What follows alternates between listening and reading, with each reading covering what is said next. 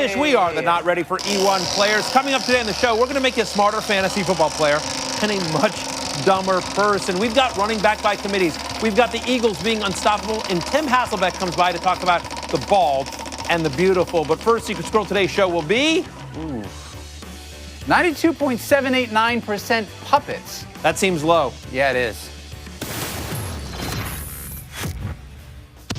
So at the start of this season, the Eagles were flying a bit under the radar, right?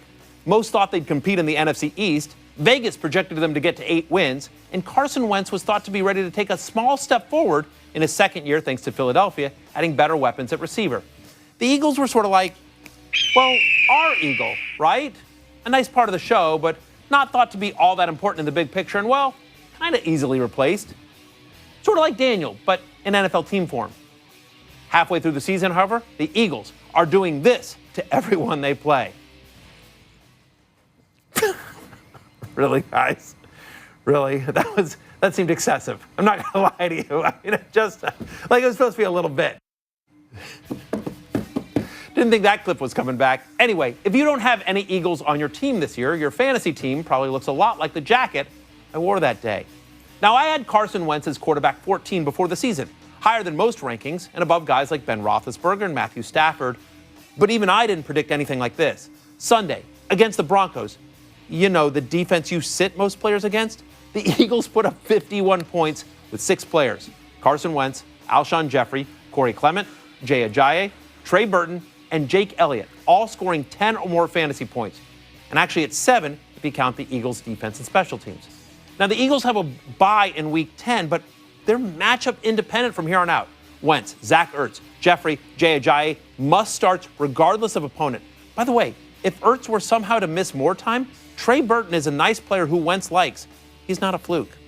As for the running backs, look, I know Corey Clement had a great game, and he's a nice piece for the Eagles to have, but Jay Ajayi is going to be the man from here on out in the Philadelphia backfield. Second on the team in running back snaps, his pass-catching ability means he's an option on all 3 downs, making the Eagles' offense even more dangerous and unpredictable. LeGarrette Blount's inconsistency is one of the reasons, well, they traded for Ajayi, right? So if someone in your league is worried about all the other running backs in Philadelphia, make a trade for Ajayi now. After their bye, on that offense, behind that line, Jay Ajayi will be a top 5 fantasy running back the rest of the way. And I really mean that. I'm not just saying that to avoid the wrath of the Eagle.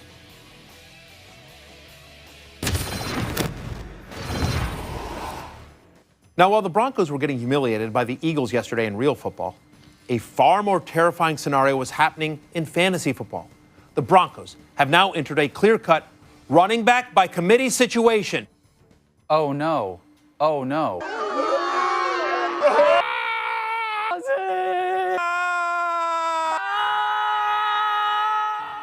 Oh, yeah, it's that bad.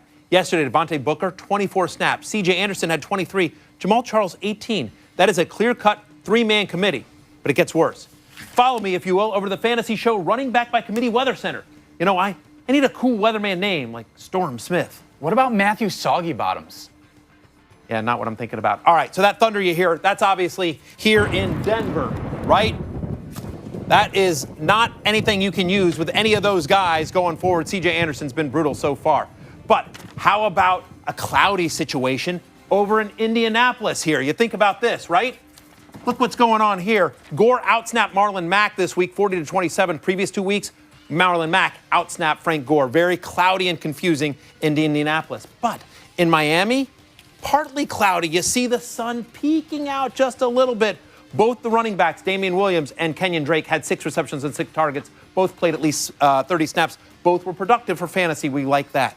But when it rains, you know where it rains, obviously. It rains in Seattle. Always going to rain there. Chris Carson still leads the Seahawks in fantasy points. He hasn't played since week 4. No Seahawks running back has a top 10 fantasy finish all week long. Don't like any of them against Arizona this week. But there is lightning potential to strike in New York. Look at this. That's right. Orleans Darkwa has averaged 5.4 yards per carry over the last couple of weeks. And this week, gets San Francisco. Yeah, you didn't think there was any fantasy value to be had for the G-men, but Orleans Darkwa going to be a top 20 play this week against San Francisco. And finally, you know where it's sunny? In New Orleans. Look at that. Alvin Kamara and Mark Ingram. Since Adrian Peterson left, Both of them are top 5 fantasy running backs. Both can be started with confidence as number 1 running backs the rest of the way. So there you go, America. Get out there and enjoy your weekend. I'm Matthew Soggy Bottoms. Daniel! Adrian Peterson and T.Y. Hilton were awesome yesterday, right? Peterson, 37 carries, the most by any player in the NFL this year, and 159 yards. Meanwhile, Hilton, 5 for 175, 2 scores, 34.5 fantasy points. I mean, if you have either of them on your fantasy team, you have to feel like they could single-handedly win you your league in the second half. Am I right? Everyone should want these guys no matter what. Now look, if you have Peterson or Hilton on your fantasy team, cut off that previous clip and send it to the other people in your league. Because I don't really think either of them keep this up. Like, you should seriously consider trading them right now, this week, at their peak value. Look at Arizona's remaining schedule. Like, it's brutal. They get the Seahawks on a short week this week. They're 5th against running backs. Then the Texans, who are 1st. Then the Jaguars, who are 12th. Look, Peterson works when Arizona is in positive game script. But you look at their upcoming schedule, hard to see that being the case most weeks. More often than not, the Cards will likely be trailing. So while the volume keeps Peterson as a legit RB2, understand his value will never be higher than it is right now. Meanwhile, T.Y. Hilton, even more of a trade at his peak candidate. In the next 7 weeks, Hilton faces each of the top 4 defenses against wide receivers in fantasy, and he still has his bye week yet to come. No, thank you. He's been volatile all season, but now is the time to get out of the T.Y. Hilton business if you can. He's wide receiver 20 on a fantasy points per game basis so far this season, thanks to 3 big games. But I just don't see him as anything more than a low-end wide receiver 3 from here on out. Way too streaky.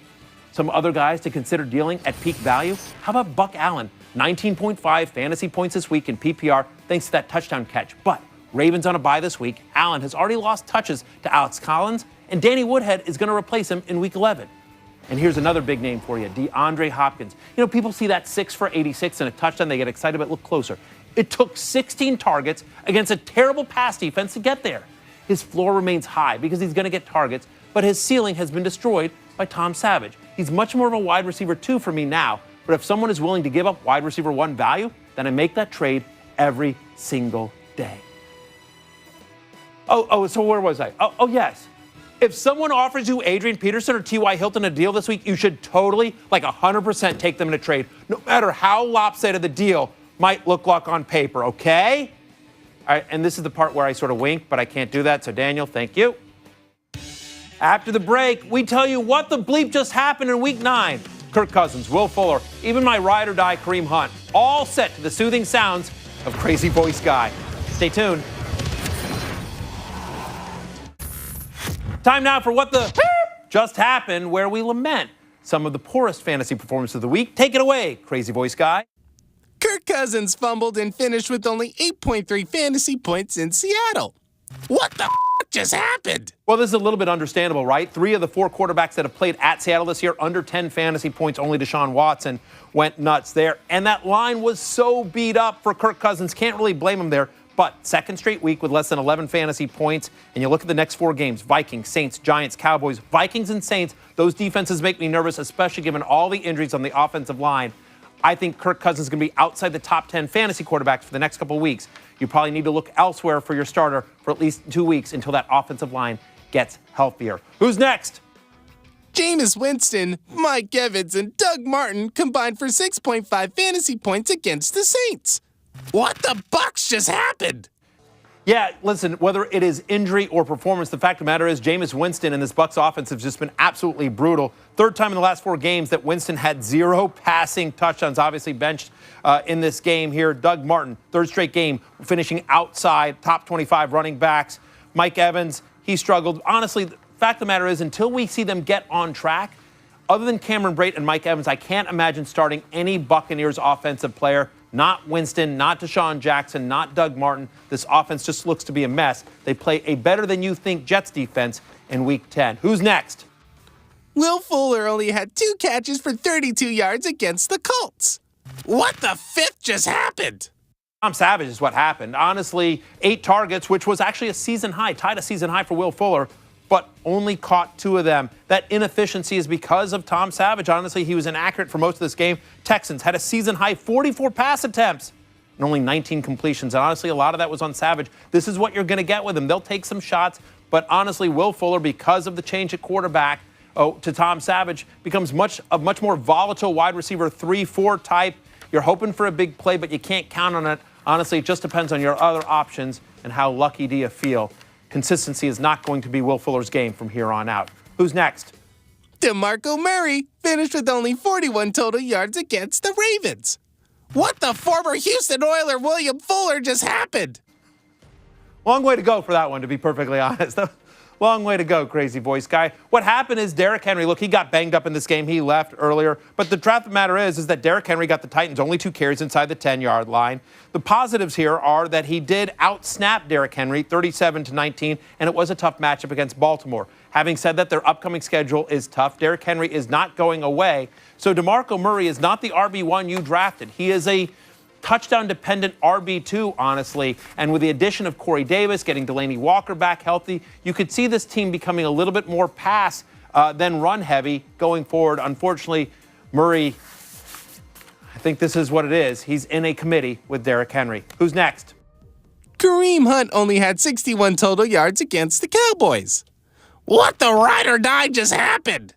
Yeah, this was shocking to me, honestly. Andy Reid, in a game on the road, used his best player, in my opinion, Kareem Hunt. Just not that much. Played a career-low 31 snaps, had a season-low 13 touches in this one. Really, really surprising to me. Just 12.9 fantasy points per game over the last 4 after being run B1 in his first 5 games. He's not scoring, obviously. That's an issue. Kansas City on a bye this week. Hopefully they look at the tape, they get it figured out, and they realize they've got to get the ball in Kareem Hunt's hands more. I don't know that there's anything you can do other than hope for better coming out. I will say the Chiefs' schedule out of their bye, pretty nice. Giants, Bills, Jets, Raiders, Chargers, Dolphins. Doesn't really scare you there for Kareem Hunt. Coming up next, Tim Hasselbeck is going to be here to analyze all the breakout games from Week 9. Is Jared Goff for real? Is Corey Clement for real? Are we real? Or are we living in a computer simulation? Let's take a break because I think I just blew my mind. Welcome back to the Fantasy Show, presented by E-Trade. If you or a loved one drafted a Patriots running back between the years 2000 and 2017, you may be entitled to fantasy compensation. Patriots running backs have been linked to failed fantasy teams. Exposure to Patriots running backs have been proven to result in the following symptoms: start-sit confusion, Inexplicable loss of touches, tearing your hair out, cursing at Bill Belichick, last place. and Ben Jarvis Green Ellis. Please, don't wait. Watch The Fantasy Show for free fantasy advice and information. The Fantasy Show, Monday through Friday on ESPN2 at 5, and then Mondays at 2:30 p.m. on ESPN.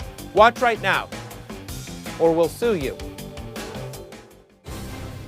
Monday Night Football tonight, Lions and Packers at Lambeau. Monday Night Countdown kicks off our coverage, 6 p.m. Eastern on ESPN. And now it's time for the bald and the beautiful. Time once again for the bald and the beautiful. Tim Hasselbeck, you and I are bald. So let's talk about the beautiful of week number 9. And we start, my friend, with Jared Goff. 28.4 fantasy points against the Giants. Could have been a lot more as well. Could have been, yeah. And it was in some brutal conditions. Yeah. Listen, best week of the year for Jared Goff, but he doesn't get to play the Giants every week. And so while it was encouraging, only one other outing this year where he's had over 20 fantasy points. And then you think about some of the upcoming matchups: Houston at Minnesota, Seattle, Philadelphia. Listen, maybe as a streamer, but I don't think we're going to see a continuation of what we saw Sunday. 2 passing touchdowns total in his previous 3 games combined. I'm with you, Tim. I think in the right matchup, Jared Goff makes sense. But as we get out of the byes, I think he's somebody that you're excited about if you're a Rams fan, and if you have somebody like Sammy Watkins or Cooper Kupp, Robert Woods, Gurley. Yep. But yeah, probably not a starting quarterback in fantasy just yet. Let's talk about Terrence Williams. Sneaky pickup for you in the SportsCenter League. Yep. Responded with 23 fantasy points against the Chiefs. We buying this going forward? No, not at all. Actually, because the 3 previous games, I think he had 3 targets in each of those games. Still doesn't have a touchdown this season. It seems like Dez obviously the running game, but then Dez, Cole Beasley, Jason Witten featured in the red zone. And so unless Dez's injury is significant, remember he leaves the game this week with an ankle injury, which is part of the reason why Terrence Williams, saw some of the action he saw late. Yeah. I don't see it for Terrence Williams. Yeah, went 4 for 36 in the fourth quarter once Dez left. I'm with you. His first 100-yard game since 2015 for Terrence Williams. If Dez misses time, then he would be a top pickup. But until then, yeah, not buying this. Just a great game for Terrence Williams. Don't see it continuing. What about Rashard Matthews? 17 points against a tough Ravens defense. Third best team against fantasy wide receivers entering this game. Rashard Matthews catches a touchdown, does well. We buying this? Yeah, well, I think that he needs to stay on the radar. I don't know that, especially with Corey Davis back in the lineup and how much they use their tight ends and it being a run-first offense, that, you're going to see a massive amount of volume. With that being said, it feels like you're somewhere between 4 and 6 catches for Rashard Matthews. The touchdown receptions are a little bit, as we know, they're unpredictable, but it's not like he's always in the end zone. So I think based on the matchup, upcoming games, take San Francisco or a game against the Indianapolis Colts, we may look at them and say, when you do the rankings, it's going to be hard to have them outside the top 25 with those favorable matchups. But each and every week, I don't know that I'm buying it every week. Yeah, next 2 games are Steelers-Bengals. Ravens were a tough matchup as well. It is encouraging, however, he's been targeted on 24% of the Titans' pass attempts so far this season. That's top 20 in the NFL and among wide receivers as well. Yeah, for me, more of a wide receiver 3. Corey Davis, I think, is the name to watch in Tennessee among the wide receivers. Marquise Lee has 28 targets over the last 3 games, 21.5 fantasy points against the Cincinnati Bengals. But Blake Bortles is his quarterback. Right, and so I think I kind of look at him the same way I do Rashard Matthews in that, it's not like he's going to be featured. I think you have to be worried a little bit about the volume. But I think in certain matchups, even with Bortles as his quarterback, so Cleveland upcoming, the Colts upcoming, San Francisco on the schedule. And so I think when you have those attractive matchups for Marquise Lee late in the year, again, it's when you do the rankings, he's going to be, 25-ish. So it's, maybe you're calling him wide receiver 3, but look, a real wide receiver 3, fringe wide receiver 2, depending on maybe some of the injuries at the position at that time of year.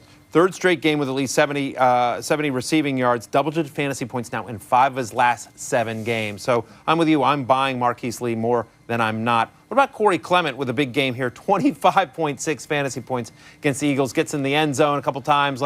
You buying this? He out-touched Jay Ajayi. I can't imagine that the Eagles are going to make this trade for Ajayi, and then all of a sudden a guy that they have on their roster for virtually nothing is going to continue to out-touch him. I just don't think that that'll happen. And so as Ajayi learns more of this offense after the bye, I just think that the role will be diminished. Look, he'll maybe still be involved a little bit. I think the guy that has to be worried more is LeGarrette Blount. But Ajayi is going to have to be the back for them going forward. He's a nice player for the Eagles to have, but as far as fantasy goes, as long as Jay Ajayi is healthy and understand the Eagles are on a bye this week, for me, he's merely bench depth. I'm with you. 46% of his points, by the way, have come when the Eagles are up at least 14 points. Thank you, Tim. Time now for our daily blind resume. These 2 quarterbacks, Tim, check out this, have put up very similar fantasy numbers over the last 5 games. However, their ADP's drastically different. Here's your hint. Both share an August 3rd birthday. Any guesses, Tim? Well, QB1's Aaron Rodgers. QB20? We will see after the break, as well as Don't Be This Guy. The Fantasy Show is presented by E-Trade. Don't get mad, get E-Trade, the original place to invest online. Welcome back to the Fantasy Show. We showed you a blind resume before the break, and here are the answers. Tom Brady on the left, Tyrod Taylor on the right. Brady hasn't thrown more than 2 touchdowns in a game since week 3, while Taylor has had back-to-back games with a rushing touchdown. Were you distracted by something shiny and missed the show? Good news. You can now watch full episodes right after they air on the ESPN app, just like Secret Squirrel is doing now. Time for our daily reminder. Hey, don't be this guy. Today's fantasy loser, Torrin Westfall, who had the lowest scoring team of the week. His punishment, ride around Target in a motorized shopping cart while dabbing. By the way, not a punishment. By the way, that looks fun. He doesn't even have to walk. Yeah, I mean, like,